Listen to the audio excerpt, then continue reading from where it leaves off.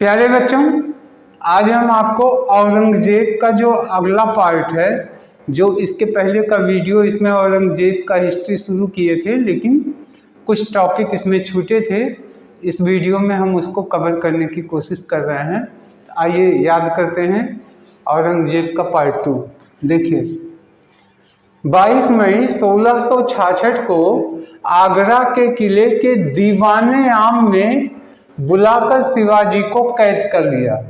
देखिए कैसे कैद किया और रखा कहाँ? जयपुर भवन में रखा। इसको थोड़ा सा जान लीजिए तो ये हिस्ट्री क्या थी। जब पुरंदर की संधि हुई उसके बाद जो है औरंगजेब ने शिवाजी से मुलाकात करने के लिए उनको आमंत्रण भेजा, और आमंत्रण भेजा तो उनके जो औरंगजेब के जो सेनापति थे जय सिंह, तो वह जो है शिवाजी से मुलाकात करके शिवाजी को भरोसे में लिया और कहा कि आपका स्वागत होगा और हो सकता है आपको कुछ राज्यों का और स्वामित्व प्रदान किया जाए। इन्हीं सब वजह से उसने चिट्ठी लिखा, आमंत्रण भेजा। इसके साथ ही साथ ये कहा कि आपके यात्रा का जो खर्च होगा वो सारा वहन औरंगजेब का शासन करेगा। तो शिवाजी विचार विमर्श करके वो मान गए।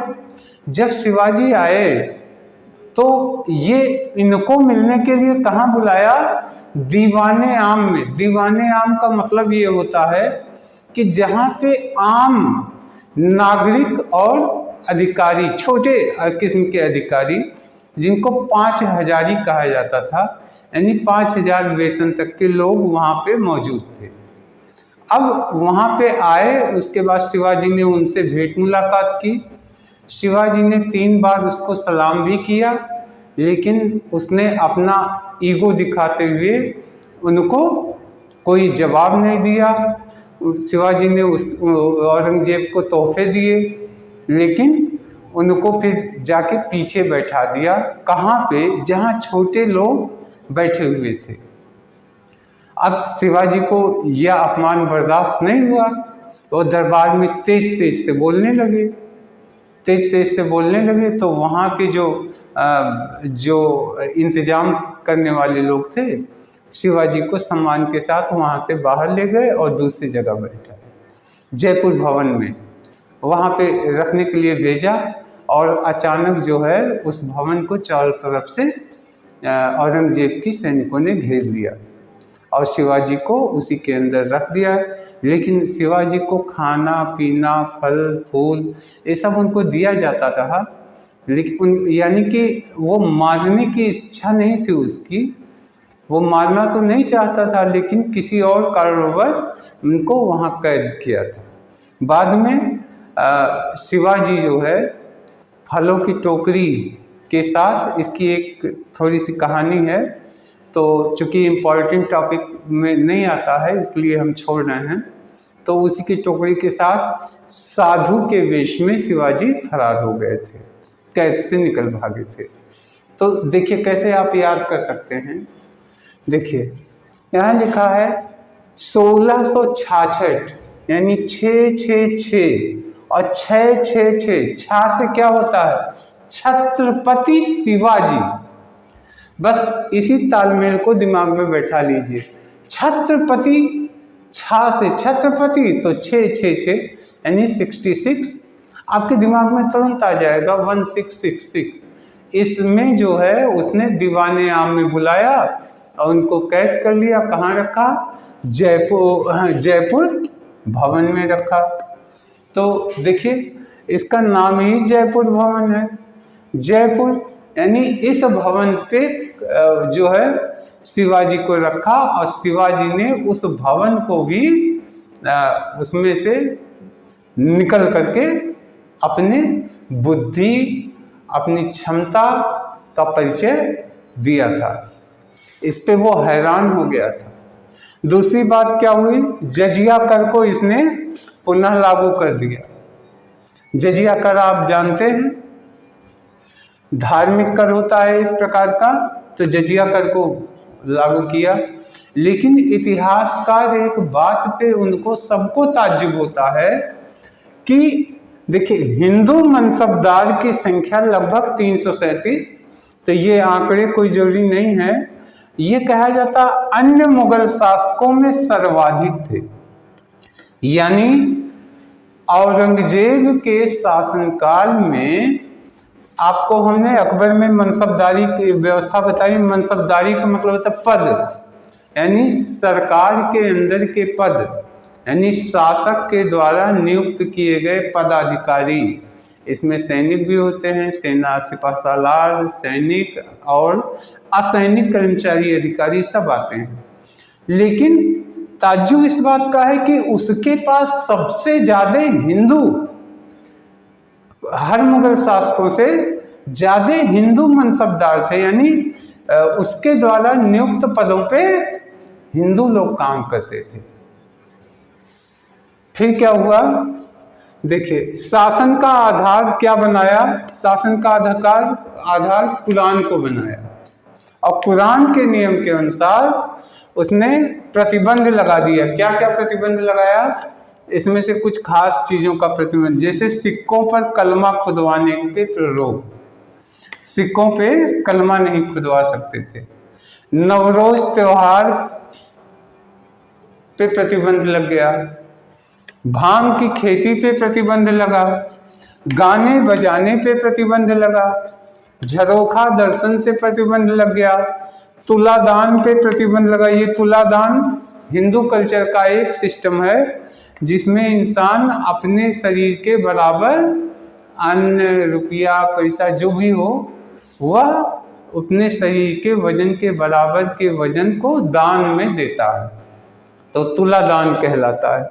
तो यह भी जो है इस पे भी रोक लगा दिया था, यानी महिलाएं झरोका से देखती थी वो भी रोक लगा दिया, नवरोज त्योहारों पे भी रोक लगा दिया, भांग की खेती पे भी रोक लगा दिया। तो और सबसे बड़ी चीज गाने बजाने पे भी रोक हो गया। और ये गाना बजाना अभी हाल ही में आपने सुना होगा, अफगानिस्तान में गाने बजाने पे प्रतिबंध लग गया। उसमें कुछ गायक कलाकार थे, उनको पकड़ पकड़ के तालिबानियों ने गोली भी मार दी थी। तो यह जो है सिस्टम उसी दौर से चला आया, तो गाने बजाने पे भी प्रतिबंध हो गया। अब देखिए 1699 के आसपास इसने हिंदू मंदिरों को तोड़ने का आदेश भी दे दिया था। तो ये कोई खास बात नहीं है, बहुत सारे मंदिर तोड़वाए थे। लेकिन ये इम्पॉर्टेंट है, बीबी का मकबरा कहाँ है। देखिए ये हमें भूल गया था, इसलिए हमने बाद में जोड़ दिया। बीबी का मकबरा कहाँ, औरंगाबाद। ये औरंगाबाद महाराष्ट्र का एक शहर है। और आप जानते हैं कि मराठा छत्रपति शिवाजी से इसका युद्ध हुआ था। तो औरंगाबाद, अब आप कैसे याद कर सकते हैं, कोई आपको याद हमेशा याद रहेगा, कोई टेंशन की बात नहीं। कैसे, देखिए ये लिखा है औरंगा, और क्या है, औरंगजेब, औरंगाबाद। तो अपने नाम से ही इस शहर का नाम रखा, औरंगजेब ने अपने नाम से ही इस शहर का नाम औरंगाबाद रखा। तो आप कल्पना कर सकते हैं, जब औरंगजेब की बीबी मरी तो उसने एक मकबरा बनवाया और उस जगह को क्या नाम दे दिया, अपना नाम दे दिया, औरंगाबाद। औरंगजेब का अपना नाम औरंग, तो औरंगाबाद हो गया, बस हमेशा याद रहेगा। अब देखिए औरंगजेब का लक्ष्य क्या था, ये एक ही लक्ष्य लेके चलता था। कहता था ये दारुल हर्ब को काफिरों का देश कहा जाता है, काफिरों का देश। इसको ये क्या बदलना चाहता था, यानी जो मुस्लिम धर्म को ना मानने वाले देश थे उनको वह दारुल इस्लाम यानी इस्लाम का देश में परिवर्तित करना इसका लक्ष्य था। तो एक चीज से आप हमेशा याद रखेंगे, देखिए दारुल, दारुल लिखा ना, दा से दारुल और दा से देश। तो दारुल, दारुल यानी देश, तो दारुल का अर्थ देश हो गया। अब एक हो गया हर्ब, इस्लाम जान ही रहे हैं इस्लाम, तो इसमें कर लीजिए हर व्यक्ति, हर व्यक्ति, तो हो गया दारुल हर्ब, यानी ऐसा देश बनाना जिसमें हर व्यक्ति इस्लाम को मानने वाला हो, यही औरंगजेब का लक्ष्य था। इसकी मृत्यु कब हुई? मृत्यु हुई 1707 में, लगभग 50 साल इसने शासन किया था। 1707 में इसकी मृत्यु हुई। अब ये कैसे याद कर सकते हैं औरंगजेब की मृत्यु कैसे हुई? तो अब आप ऐसे याद कर सकते हैं कि औरंगजेब एक जबरदस्त शासक था, तो शासक तो बढ़िया था, अब उसे बड़ा घमंड हो गया कि हमसे कोई जीत नहीं सकता। तो ये हो गया 17, तो 17 से कर लीजिए सतर्क। तो उसने जब उसको यह एहसास हुआ कि अब मुझे कोई जीत नहीं सकता, तो वह सतर्क रहना छोड़ दिया। तो क्या हो गया? यमराजाए अपने साथ उठा ले गए, यमराज अपने साथ उसको लेके गए, यानी साथ ले गए, तो साथ से साथ, और यमराज आए यानी मृत्यु हुई, और सतर्क नहीं रहा, सतर्क, तो 17, 107, तो कर लीजिए सतर्क नहीं रहा, इसलिए यमराज साथ में उठा ले गए। तो हो गया। जब मृत्यु हो गई तो दफन कहाँ हुआ? दफन दौलताबाद में हुआ। एक वहाँ के फकीर थे बुरहानुद्दीन, इन बुरहानुद्दीन के कब्र के पास ही इसकी कब्र बनाई गई और दौलताबाद में दफना दिया गया। अब इसको भी हमेशा याद रख सकते हैं। देखिए आप मान सकते हैं औरंगजेब क्या था? बहुत बड़ा शासक था, सबसे संपत्ति लूटता था, तो दौलतमंद हो गया।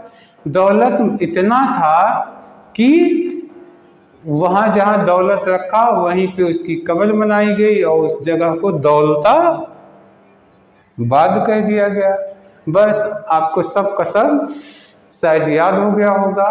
तो एक बार फिर से 1666 में, 6 से छत्रपति शिवाजी, तो छत्रपति शिवाजी को आगरा में, आगरा के किले में बुलाया, दीवाने आम में मुलाकात की, जबकि खास लोगों को दीवाने खास में बुलाया जाता है, और फिर उनको जयपुर भवन में कैद करके रख दिया। दूसरा क्या हो गया? जजिया कर शुरू कर दिया, एक प्रकार का धार्मिक यात्रा कर होता है। तीसरा का क्या काम किया? हिंदू मनसबदारों को ज़्यादा मात्रा में नियुक्ति दिया। सबसे ज़्यादा हिंदू मनसबदारों की नियुक्ति औरंगजेब ने की थी। मनसबदार का मतलब हो गया शासन के द्वारा नियुक्त पदाधिकारी। इसके बाद क्या था? इनके शासन का आधार क्या था? तो कुरान था। कुरान के वजह से, कुरान का शासन की वजह से इन्होंने परंपराओं को बंद किया। कौन कौन परंपराओं को मुख्य बंद किया था? इसमें सबसे पहला काम क्या किया था? सबसे पहला काम सिक्कों पे कलमा खुदवाना रुकवा दिया था। सिक्कों पे कलमा खुदवाना रुकवाया। नवरोज उत्सव मनाना बंद किया। इसके बाद जो भांग की खेती बंद कर दिया, गाना बजाना बंद कर दिया, तुलादान को भी बंद कर दिया। इसके बाद क्या हुआ?